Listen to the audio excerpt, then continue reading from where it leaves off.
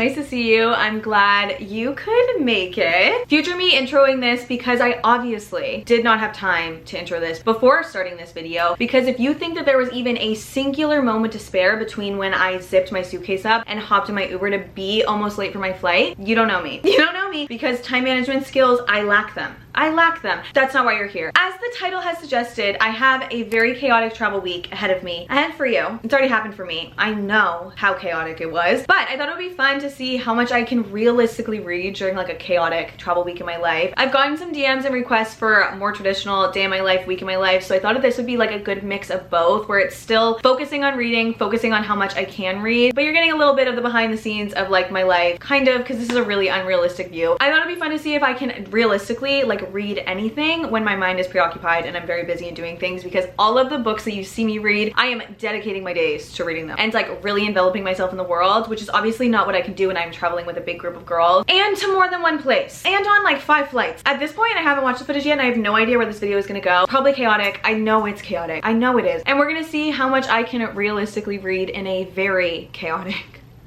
The goal going in was that I was going to call it a chaotic travel vlog. I've lived it now. Man, was she chaotic. I also don't want to hear any judgment about my book choices this week because I was rolling on vibe.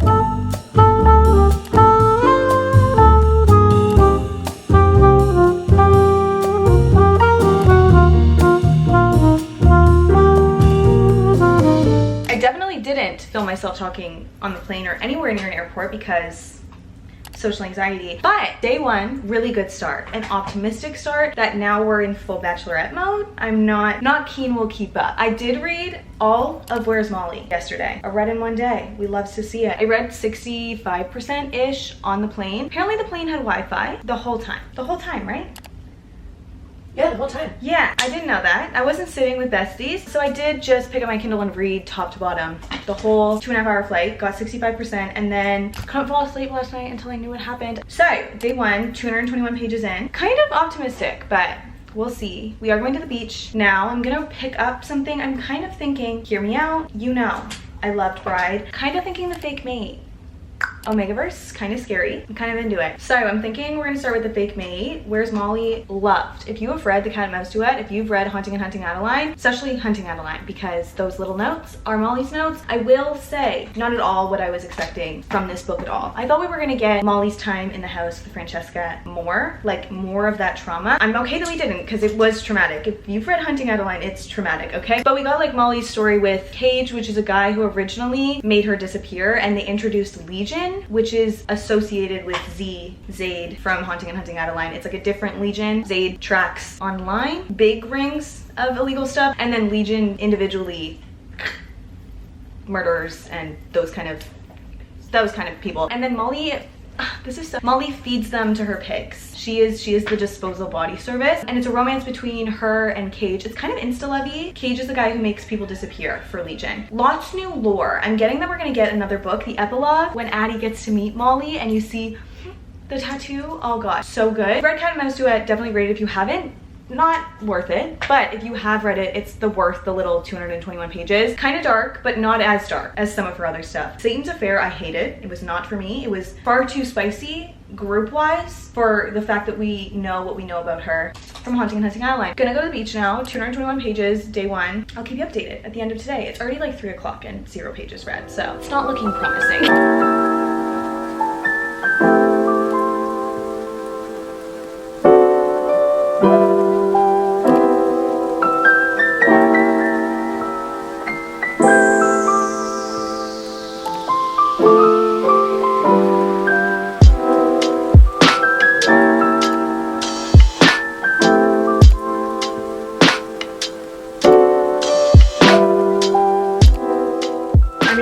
Definitely giving very much girl mess.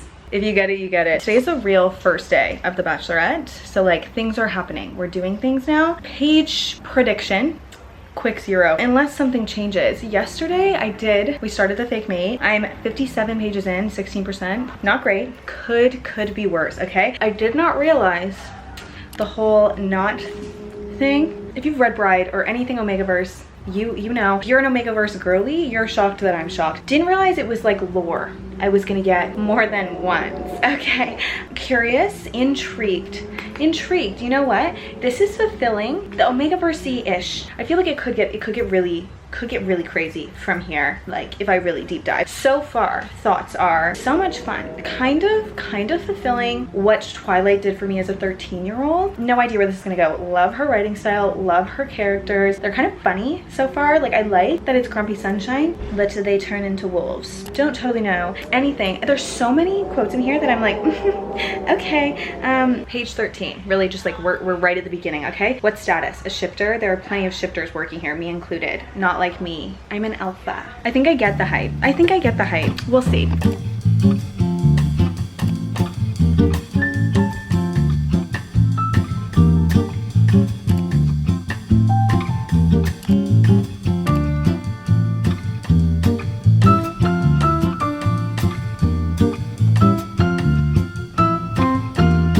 Hi everyone on Maddie's TikTok. I hope you read the books that she reviews, and if you don't, that's cool too, and neither do I. Day 3, and I have officially made like about this much progress. Say, can't win them all, cannot win them all.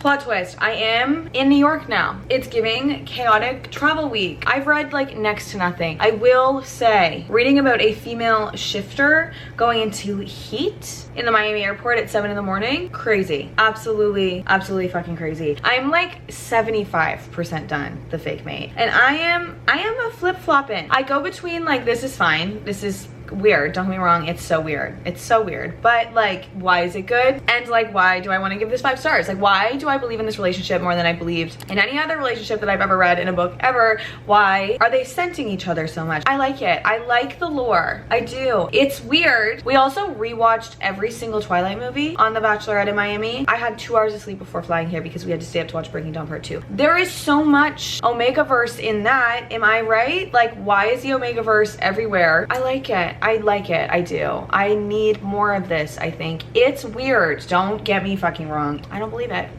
It's not weird. It's cool. I will say, it's kind of like, don't love. I've loved a fated mates. We love that. But at the same time, it's giving a little bit in this, like they don't have a choice because they're like so perfect for each other. He's an alpha, she's an omega. They fit biologically, the not.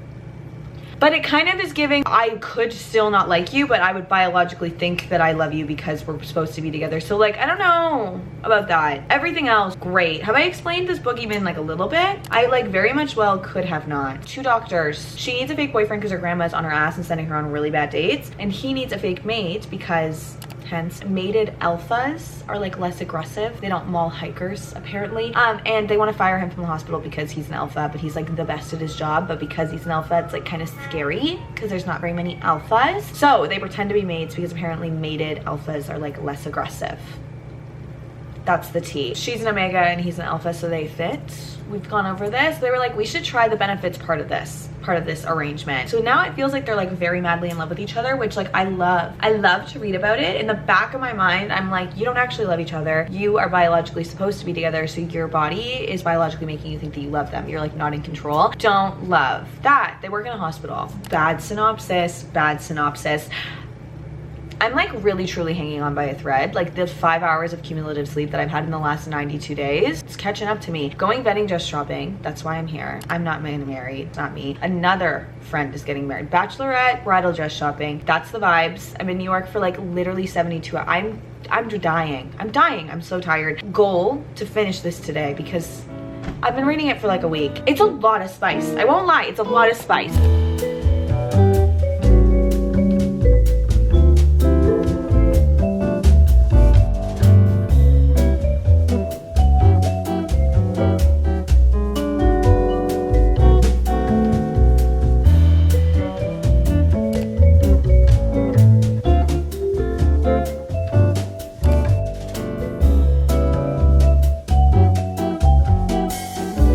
Getting to the point that like there needs to be a problem. There needs to be an inciting force. We're either gonna get a third act breakup. All of this tension about the job is gonna do, we need something to happen now. I'd prefer if it didn't, to be honest. I'm kind of vibing. Something's gonna happen.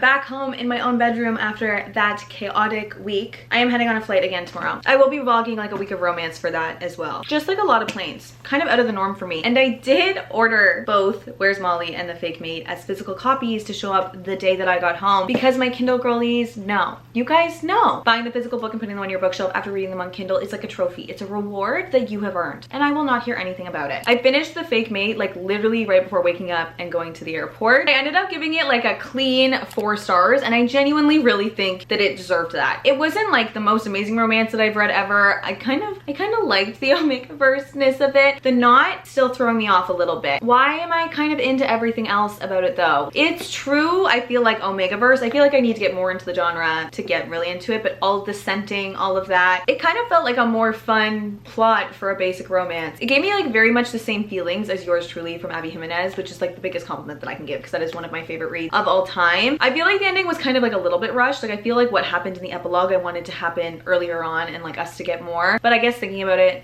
it would have been weird if that wasn't the ending and there was more after. I don't know. I ended up really enjoying this. Like I feel like it was like smooth sailing all the way across. I blindly enjoyed all of it. Like it kind of felt like watching a comfort TV show. It was so easy to just pick up and put down. Like it was exactly what I needed for this situation because between everything that I was doing in Miami and in New York, I can't imagine I had a fantasy in my hands. I would have been like, wait, where, who, them? I don't remember that name. Where does that go? That would have been my genuine reaction. Whereas with this, I was like, dee, dee, dee, all the time. Like if I put a bookmark in a bookmark I was reading on Kindle, if I turned my Kindle off at a random point and just picked it back up, dived right back into the story. I liked them. I cared about their relationship. They felt like real people to me. And then I went a completely different direction and I actually started this in the airport and finished, got to the very last page the second my flight home from New York landed. That was like the most perfect timing that has ever happened in my entire life. I've read The Risk, which is the first book in the Mind F series by S.T. Abby. Mindfuck series. Can I say it on? I don't know where I can say it. For some reason, I say it, but then it's in a title and I'm like, can't say it. The Mindfuck series, the first one. I get it. I get it. I totally get the hype. They're in like 5 little novellas. I think I will immediately be diving into the second novella on my flight tomorrow because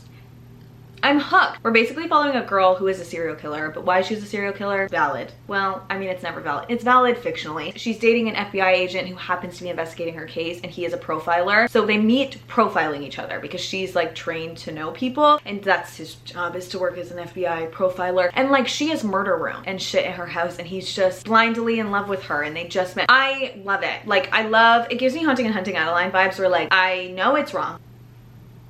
Why do I like them? Why do I like them? I also like that our female protagonist is the killer. She has some wrongs to right and she's doing the damn thing. I think I ended up giving the first one a 4.25. I really enjoyed it. Truly a page turner. I didn't put my Kindle down a single time on the flight. Over the entire trip, we read a total of 714 pages. Quite low for a week. I was expecting it to be higher than that going into this, but then the second that I landed in Miami and I was with all of my friends, I was like, there's no world I'm even gonna read a single book. So the fact that I kind of got through 3, 2 are novellas, it still counts. I thought it would be fun to see like how much I realistically read when I have like actual stuff going on in my life and I'm not dedicating waking to sleeping hours reading books, because I have a bad habit of doing that, staying up till 3 and then waking up at like 8 or 9 and being like, I should read again. This is how much I realistically read. I'm not the fastest reader in the world. This was kind of a bit of a week in my life, a very unrealistic week in my life because it had a lot of traveling. I just thought it would be fun to see how much I read. 714 pages is not the end of the world. Like, considering everything that I did, how busy my days were, and how deprived of sleep I was, I will take 714 pages. Let me know if you guys like videos like this, and if I'm traveling in the future, you want me to do more how much I read videos, or if you're like, can we just do regular reading vlogs where you like just read the books and that's it? I'll do that because I haven't watched the footage yet from this and I have no idea how this is gonna, I don't even remember speaking to my camera a single time on this trip, but I know I did. I hope you have a great rest of your day, and let me know what book you're reading right now or the book you're like most excited to pick up because you're done with. Same question. Love you.